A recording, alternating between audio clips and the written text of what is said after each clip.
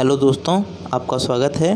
जैसा कि आपको पता है कि हम 6th क्लास की हिस्ट्री की NCERT को डिस्कस कर रहे थे। इसके हमने फर्स्ट और सेकंड चैप्टर को डिस्कस कर लिया था।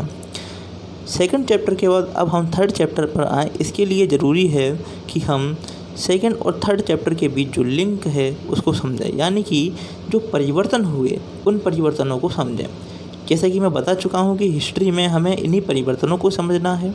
तो ये परिवर्तन कौन कौन से थे, जिस वजह से हमने इसको एक नए काल के रूप में समझा है। तो उन परिवर्तनों को समझते हैं। जैसा कि हम पिछली वीडियो में समझ चुके हैं कि लगभग 12,000 साल पहले इस पृथ्वी की जलवायु में परिवर्तन हुआ। तो आखिर ये परिवर्तन हुआ किस वजह से था, तो इसके लिए हम पिछली वीडियो को समझ चुके हैं। आप उसको देख सकते हैं, यदि देखा हो तो बहुत अच्छा है। कि ये परिवर्तन लगभग टेम्परेचर और बरसात की वजह से हुए थे। तो जब तापमान बढ़ा तो घास के मैदानों की संख्या में वृद्धि हुई। जब खाना बढ़ता है तो खाने वाले भी बढ़ते हैं, ठीक है। तो इस वजह से हम जानवरों की, जो घास खाने वाले जानवर हैं, उनकी संख्या में भी वृद्धि को देखते हैं। जब घास खाने वाले जानवरों की संख्या में वृद्धि होती है तो इसके साथ साथ कुछ अन्य गेहूं और जौ जैसी प्राकृतिक वनस्पतियां अपने आप उग आती हैं।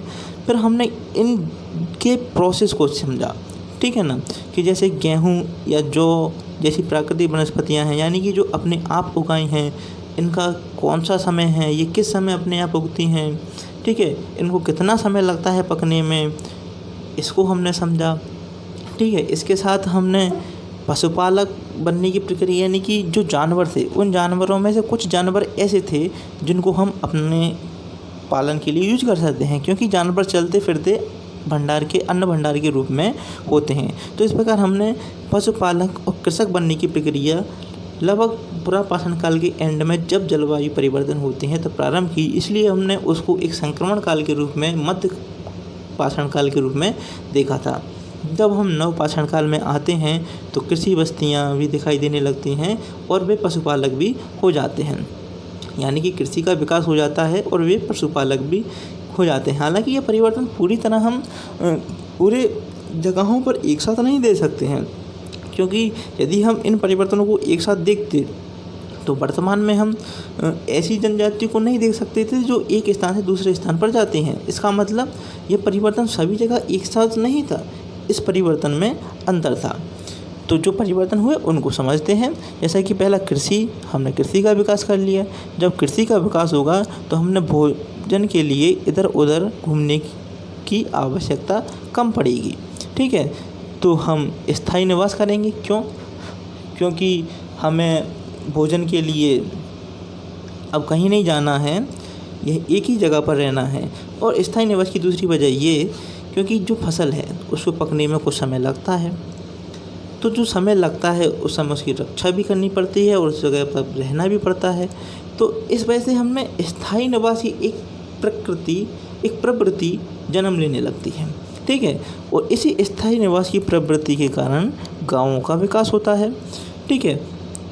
जब हमें खाने के लिए इधर उधर नहीं भटकना है तो हमारे पास कुछ समय बच जाता था, ठीक है। गाँवों का भी विकास हुआ था और कुछ समय भी बच रहा था। तो हमारे यहाँ एक सामाजिक संस्कृति का भी जन्म होता है, ठीक है। तो हमारा आकेटक खाद्य संग्रह का जो स्वरूप था उसमें थोड़ा सा हम परिवर्तन देखते हैं इस समय में, ठीक है। इसके साथ साथ हम क्या देखते हैं कि जो बस्तियाँ थी, पहले हमें पाषाण के औजार चाहिए थे, हालांकि वे तो अभी भी चाहिए, लेकिन अब हम कृषि करने लगे हैं और कृषि के लिए हमें समतल मैदान की ज़रूरत है। तो अब हम मैदानी क्षेत्रों की ओर थोड़ा बहुत पलायन करना स्टार्ट कर देते हैं। इसी वजह से हमें नवपाषाण काल में कुछ मैदानों में भी बस्तियाँ अब हम देखने लगते हैं, जैसे कि चिरांद, जो कि बिहार में है, ठीक है। जैसे कि कोल्डी हवा महागणा, जो कि इलाहाबाद के पास उत्तर प्रदेश में है। तो इस प्रकार हम कुछ मैदानों में बस्तियाँ देखते हैं, ठीक है। इसके बाद हम औजार और हथियारों के बारे में देखें, क्योंकि ये पाषाण काल था तो पाषाण काल तो औजार पर ही चलता है।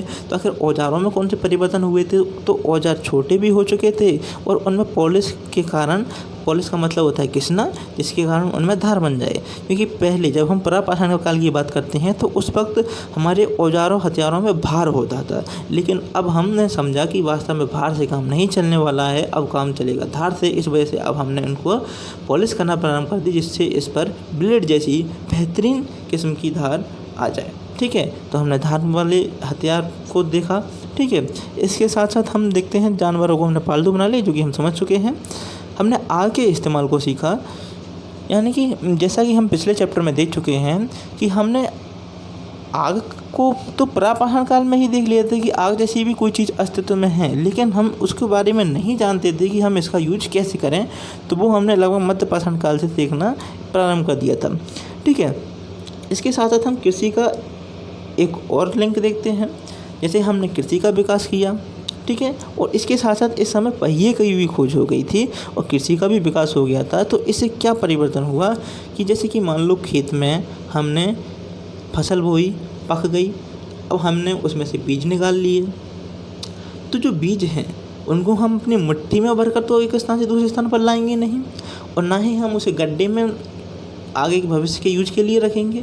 इसका मतलब हमें उसका भंडारण करना था, उसे स्थानांतरण करना था। तो इसके लिए हम उसे लेकर कैसे जाएं? तो इसके लिए हमने एक मृदभांड संस्कृति का प्रारंभ किया, और ये मृदभांड संस्कृति समय के साथ साथ परिवर्तित होती है, और इस परिवर्तन में उसमें नए नए कलात्मक रूप हमें देखते हैं, जिसको हम आर्ट एंड कल्चर का पार्ट मानते हैं। अभी हम लगभग लाल रंग जैसे मृदभांडों को देखते हैं। मृदभांड यानी कि मिट्टी के बर्तन, जैसे कि हम घड़ों को देखते हैं, ठीक है। इसके साथ साथ हम सांस्कृतिक विकास को देखते हैं, क्योंकि अब हम गांव में निवास कर रहे थे तो हमारे पास कुछ समय बच जाता था, तो हम इसे दूसरे काम में यूज कर देते थे। जैसे कि हमने सांस्कृतिक विकास में समाधान का विकास देखा। समाधान संस्कृति यानी कि हमारे शवों को दफनाने की संस्कृति की, हम शवों को किस प्रकार दफनाएं, क्यों दफनाएं। तो क्यों दफनाए वाली भावना हमारे अंदर आई। हमारे अंदर पारलौकिक भावना है कि परलोक में भी हम जो है जीवन जिएंगे, तो कैसे जिएंगे। तो इस प्रकार हम कुछ खाना पीना भी उस समाधान संस्कृति में उसको दफनाने के साथ रख देते थे, ठीक है। सांकेतिक लिपि का कहने का मेरा मतलब है कि अभी हमने पूर्णतः लिपि का विकास नहीं किया था, जो हम वर्तमान में देखते हैं। ये लिपि की भी प्रारंभिक अवस्था थी, और इस प्रारंभिक अवस्था में हम देखते हैं कि हमने सिर्फ जानवरों के या फिर किसी भी चीज़ के सिर्फ चित्र बनाए थे। तो इस तरह एक हम सांकेतिक लिपि को देखते हैं, ठीक है। हम शैल चित्र का, शैल यानी कि दीवार, भित्ति, इस पर चित्रकला को देखते हैं, क्योंकि अब हम फ्री थे तो विभिन्न प्रकार के अयस्क होते हैं जिनसे हम कई प्रकार के कलर बना सकते हैं। उन कलरों की सहायता से हमने दीवारों पर चित्र करना प्रारंभ कर दिया। तो इस प्रकार हम शैल चित्रकला का विकास इसमें देखते हैं। तो इस प्रकार ये वीडियो कंप्लीट हुआ। यदि वीडियो अच्छा लगा हो तो इसे लाइक शेयर सब्सक्राइब करें। धन्यवाद।